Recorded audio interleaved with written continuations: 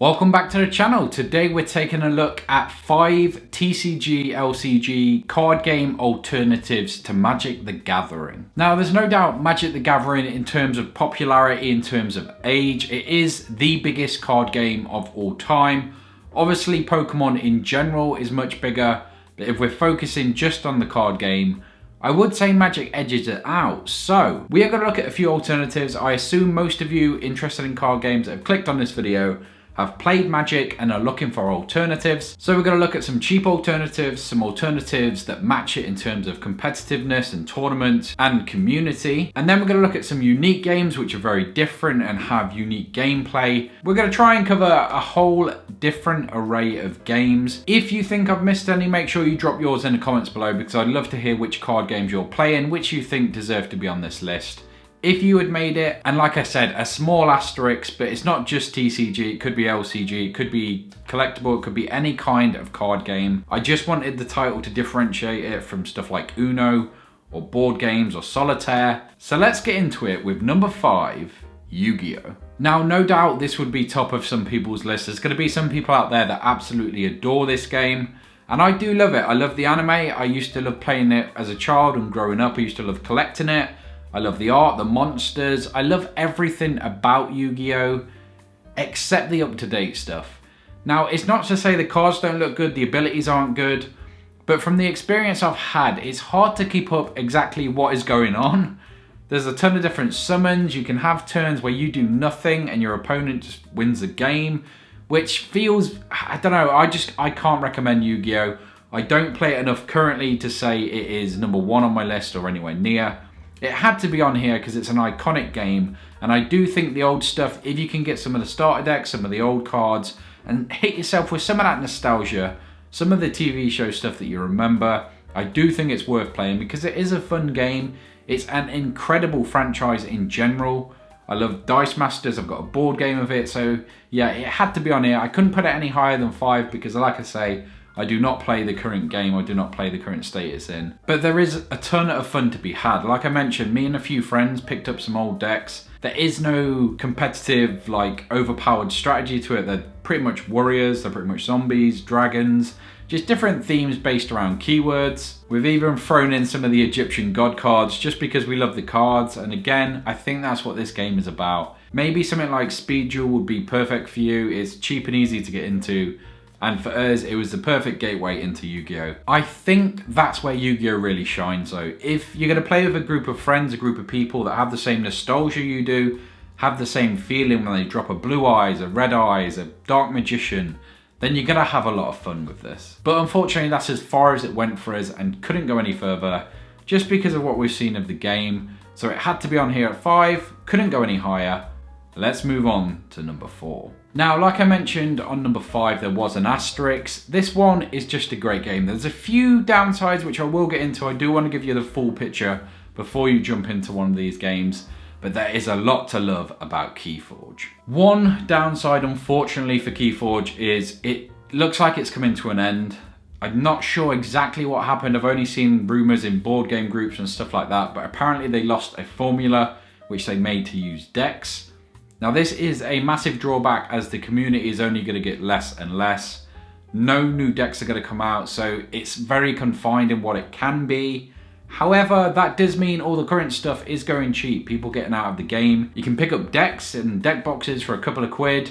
You can pick up playmats for almost free. I've seen them going for like £1 on eBay. It is unbelievable how much you could get for your money, which if you're looking for a quick and cheap game, I would say this is perfect. But it also has a lot of depth, it has a lot of identity and uniqueness about it, which we will get into in a moment. You're going to get a deck and it's going to be 3 different houses, I think they're called. My favourite is Mars, you just get a ton of different aliens. There's ones with dinosaurs, there's ones with robots, there's ones with wild creatures, there's just a ton of different combinations. I think there's something like 10, 15 in total. I haven't played a ton of it, I played probably a handful of games of it, but I only found this one recently and it had to be on the list. The other thing I love about this is the uniqueness. So not only is the art incredible, unlike other games, you're not just going to be trying to destroy your opponent or destroy his monsters, although that is part of it. you're going to be aiming to create 3 keys. It's the first player to create all 3 keys wins the game. Now, you do that by gathering amber. I'm not sure how the word's pronounced. I don't know why they made it so difficult. Maybe it's not. Maybe it's just me. I call it ember in this video. Basically, you need 6 pieces of ember. The way you gather that is either by taking control of the board and reaping, which is basically, it's sort of tapping, but you gain a resource. You can do it via fighting and activating abilities. You can do it via, my personal favorite, stealing or card effects. There's a ton of different ways to actually gather it, and then you need to build the key. First 1 to 3 wins. So there are really interesting strategies around certain cards, around certain characters, around certain houses, which makes it always unique. You can try different decks. The one thing I would say is there is no deck building in this game. So you buy pre-constructed decks, it's all designed by them. That's why I think it's been cancelled, because they've lost the formula how to do it to fit in. So I would say that's either going to be a positive or a negative. If you're really into deck building, then it's obviously a drawback for you. If you don't want to spend tons of time on decks, it's all done for you. So it's really going to come down to you. Me in particular, I'm massively into deck building. I think it's one of the most interesting parts of this hobby. I've always prided myself on deck building and trying not to just net deck. Is so difficult. Obviously I take ideas, but I always try and put my own spin on stuff, because that's where a lot of the fun comes. The theory crafting, the ideas, looking at monsters. Can it work with this? How will it work with that? And yeah, I don't know. It takes away slightly for me, but it's not enough to dislike this game. It is one of my favorite card games. Really glad I found this. Introduced to it by a friend. We've just been playing a ton of card games, which is why I decided to make this video. But let's move on to number 3. A Game of Thrones. Now, if you like playing blue in Magic, or you like playing cards that hurt your opponent, you're gonna like Game of Thrones. There is a ton of backstabbing, there's a ton of intrigue and mystery and all of that behind the scenes stuff. So it isn't just battling, it's not just fighting.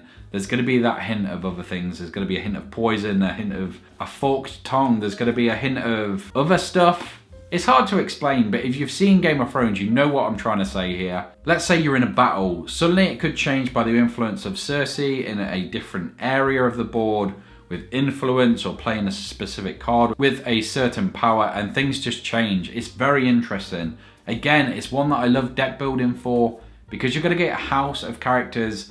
You can choose a handful. So it's always different within the house itself, but then you can banner to, for example, you could be Stark with a banner of Lannisters, which you've never seen in the show, but you create your own combination and find out how these cards work together.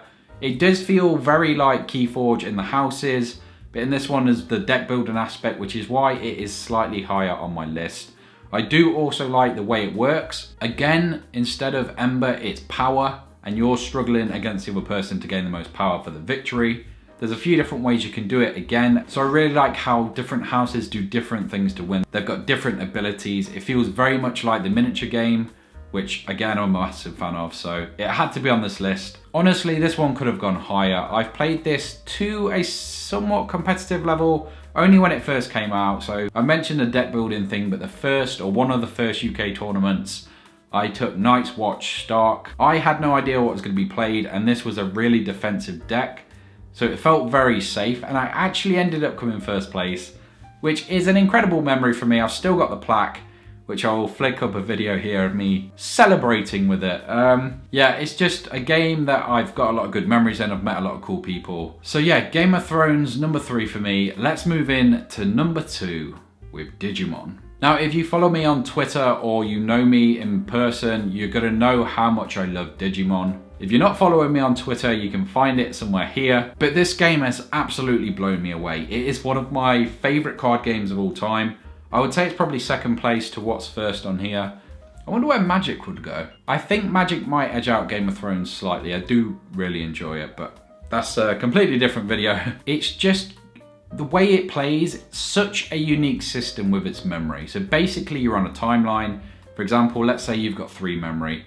If you then spent 4, your opponent is going to be left with 1 for their turn, but the turn does pass immediately. So if you've not attacked, you've not played all the cards you need, suddenly the turn's moved and you can't do any of that stuff.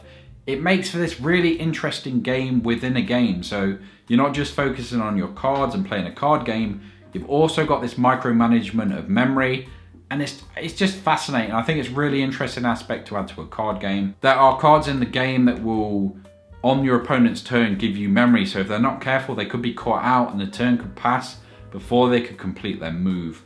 There is so many unique ways that the memory comes into play. There's some decks that are based around gaining memory and having more memory than your opponent. I cannot praise this game enough. Obviously, grew up loving Digimon, so I love the art, I love the characters, and even the newer stuff I didn't know back then, I absolutely love now. It's another thing, the art in this game is beyond any other game I've seen. Some of the commons in this are more gorgeous than the super rares in other TCG games. They really put effort into the card art, no matter the rarity, and I think, I don't know, that's just such a strong selling point for me. So much care goes into this game. Bandai has been supporting it. They've obviously got a past with Yugioh. It is a very new game. I think it's like 2-3 years old now. So it is in its infant stage compared to stuff like Magic and Yu-Gi-Oh and Pokemon. But I do think it's got a bright future. I have seen a lot of online support and tournament support. So fingers crossed this is one that sticks around, because I think it is one of the best, yeah, I'm gonna say it, one of the best card games of all time. Another thing I really like about it is its cost. So if you're buying singles, you can honestly get some of the important cards that you need for your deck for like 10p, 25p, a pound, which is insane. No other game would have that. The staples and stuff like Magic and Pokemon can be so expensive, and it can be off-putting for some people. Obviously, it's got the more expensive cards, like some of the main attackers are like 20 to 40 quid depending on the art, but even then I think to build a competitive deck, even like the top tier deck, is going to be cheaper than any of the other big games. And most importantly, in this game, if you buy a starter set, so you pick a color that you like, there's 6 different colors. There is red, green, blue, purple, yellow, black and white. 7 different colors, but they all have their unique play style. You can then combine colors together to make an even more unique and interesting deck, and that's where Digimon really shines for me. You can just grab a couple of starters, smash them together, and you will have a semi-competitive deck. I genuinely believe that, and may even do that as a video, because I do want to actually attend some Digimon stuff, so I might do that, to smash some decks together, some starter decks, as the theme for the video. Let me know if you want to see that, but Digimon is my number 2. Obviously, if you've seen this channel before, you know me at all, you know what my number 1 is, or you could just look in the background, to be fair. There could be no other number 1. No other game, no other franchise, no other IP has had such a profound effect on my life. I've been into this game since, I mean, the TCG was 99. So what's that, like 23 years? Oh God, I am old. Wow. Anyway, obviously growing up I was only collecting it. I never actually really got into playing it until 2010, around there. Maybe slightly before, but I started playing competitively then. I do travel to tournaments now and again, but I've only ever done it like a few times a season. I do think I was gonna do it this year, but obviously with COVID, half the season's already gone. I am gonna focus on trying to get my Worlds invite next year. I will be going to Worlds anyway this year because it's in London. It's only like an hour from here, so I will be attending that. So make sure you say hi if you see me. But it's just gonna be cool to do some side events, look at all the merch, just see people play the game, enjoy Pokemon with a community which has made this game so much fun for me. I've met a ton of cool people again in this one. I've traveled to events, I've had a lot of fun playing it in my leagues. We've just started a league, so I travel to Dice Cavern Games, which is my favorite place to play any game. But if you're in the area, we have started a Saturday league where you can come along, you can do some trades, you can play some games. If you don't know how to play it, and you're like a lot of people I've met down there, or know of, or friends of, and you're just a collector, you can come and try it out. More than happy to teach you. There's other people there you can learn the game from. It's just a ton of people with the same passion, meeting up, playing games, trading cards, and that's what everything on this list should be about, and I think Pokemon does that the best. I will touch on this system briefly if you've never played it, but basically it's an energy system. You've got to attach different types of energy to use the attacks, but then there's item and support cards which can change the battle instantly. There's prize cards that you need to take before your opponent, but different Pokemon are worth different prizes. There is so many slight moments in the game which can change it, and that's what I love about this. So many small decisions which can make all the difference. So those are my top 5 alternatives to Magic the Gathering. Let me know if you think I've missed any in the comments below. Let me know any that you've been playing that you've been enjoying. I would also add Munchkin, the CCG. It is discontinued, but I had a ton of fun playing it. It's one of the few card games with bluffing and blagging your way to victory. It's a ton of fun with the art and it's a laugh. There's a lot of silly cards, but it's just fun. So I would say check that one out as well. And then a few others which I wanted to mention but haven't tried, so couldn't. Weiss Schwarz, Dragon Ball Z and Final Fantasy. Huge anime fan, so a lot of these really appeal to me. But again, I've not tried them, so I couldn't put them on here. If you've tried them, let us know in the comments. Let people know watching this video, because I do think it'll be interesting to have other card games mentioned. I haven't played them, so I couldn't. Hopefully you can. That is all I've got for this episode though, so if you've made it to this point, thank you so much for watching, and I will catch you in the next one.